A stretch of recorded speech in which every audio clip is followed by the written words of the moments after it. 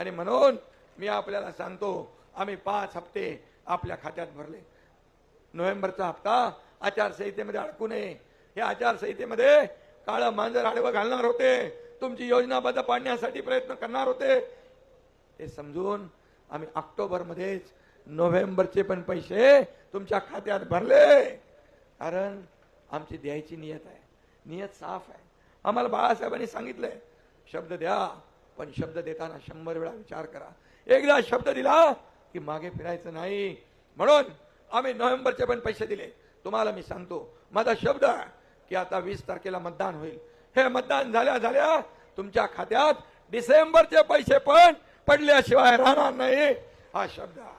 माझ्या माय माऊलींनो, माझ्या बहिणींनो, आज महाराष्ट्रामध्ये जर सगळ्यात लोकप्रिय झालेली योजना कुठली असेल तर ती मुख्यमंत्री माझी लाडकी बहीण योजना आहे. आज प्रत्येक ठिकाणी महिला तिथं आम्हाला भावाच्या नात्याने ओवाळत आहेत, तिथं त्या ठिकाणी राखी बांधतायत. आज रक्षाबंधन, उद्या भाऊबीज, त्या निमित्तानं त्या ठिकाणी त्यांचा एक आत्मविश्वास वाढवलेला आहे, त्यांना सबल केलेलं आहे, त्यांना सक्षम केलेलं आहे. या पद्धतीचं काम आपलं चाललेलं आहे. लाडकी बहीण योजना असेल, लेक लाडकी योजना असेल, 50% एसटीचा प्रवास असेल, किंवा मुलींना मोफत शिक्षण असेल, किंवा मोदीजींनी दिलेली लखपती दीदीची योजना असेल, प्रत्येक योजना महिलांच्या जीवनामध्ये परिवर्तन करणारी योजना या महाराष्ट्रामध्ये लागू करण्याचं काम आपल्या सरकारने केलं. आणि आता हे म्हणतात की केवळ लाडकी बहीण नाही, सुरक्षित बहीण देखील तयार करा. अरे हो, आमच्या बहिणीला आम्ही सुरक्षा देणार आहोत, कारण हा छत्रपतींचा महाराष्ट्र आहे. पण पहिली सुरक्षा कोणापासून द्यायची? एक उमेदवार आमच्या एका लाडक्या बहिणीला म्हणतो, आमच्याकडे माल आलाय, माल. लाज नाही वाटत? शरम नाही वाटत? अरे तुमच्याकडनं आम्हाला सुरक्षा पाहिजे. दुसरा यांचा उमेदवार आमच्या दुसऱ्या बहिणीला म्हणतो, इथं बकरी आहे, बकरी म्हणतो, बकरी. अरे कुठे गेले संस्कार? कुठे शिवरायांचे संस्कार? आज या ठिकाणी खरं म्हणजे महिलांना सुरक्षा तुमच्या अशा वाचाळवीरांपासून पहिल्यांदा दिली पाहिजे. पहिल्यांदा आपलं घर सुधरवा आणि त्याच्यानंतर आम्हाला या ठिकाणी सांगा.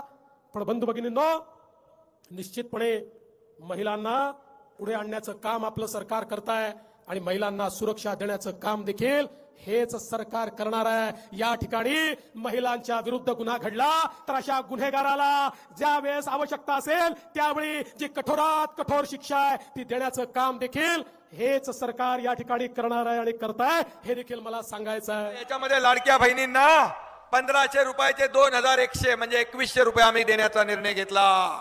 याचबरोबर लाडक्या बहिणी इकडे दिसत आहेत. अरे पत्रकार लोकांनी जरा थोडं इकडे सरका ना. अरे लाडक्या बहिणींनी दिसू दे मला.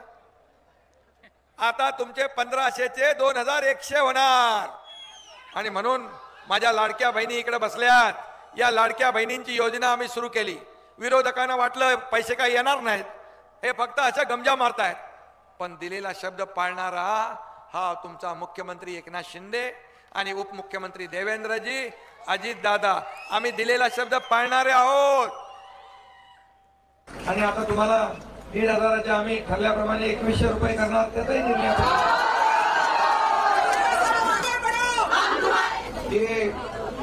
हा लाडका भाऊ तुमच्या पाठीशी कायमपणे उभा, खंबीरपणे उभा.